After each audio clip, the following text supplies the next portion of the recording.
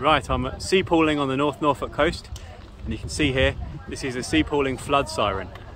One of the last flood sirens to protect the North Norfolk coast. Firstly from the Second World War, and more recently from the threat of flooding. Also many were used during as nuclear warnings, warning sirens during the Cold War.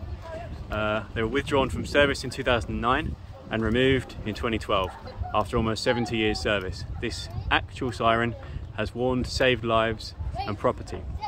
It has been preserved as a reminder of the true power of the sea and how vulnerable some coastal communities like sea pooling are.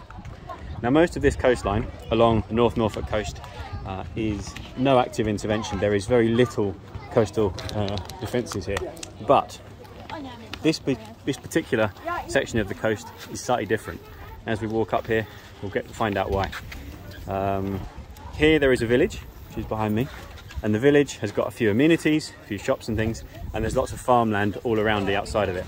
So why are there so many defences in this location? Well, this is all about flooding.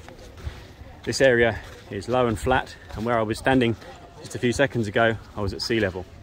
This slipway we're walking up now can easily be overtopped, and they close the floodgates, these black gates here, when the sea gets too high. These ones here. And what we can see as we walk down towards the sea is that there are 9 rock breakwaters that have been created. Those were completed in 1995, and there is extensive money been spent here.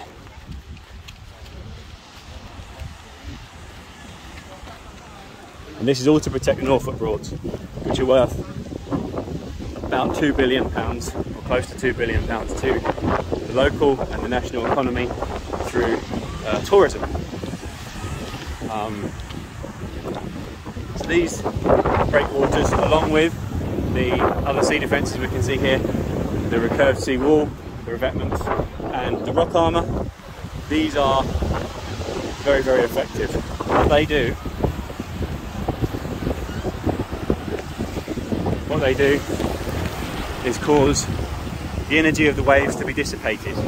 They cause the waves to stretch and bend and recurve, refract as they come in between the breakwaters, which means that once the waves come in behind, deposition happens and the beach is built further out into the sea, creating a bigger defence to the land behind, which, as I say, to some extent is these, can't zoom it, are these sand dunes, but actually it's low flat land up there in behind that slipway.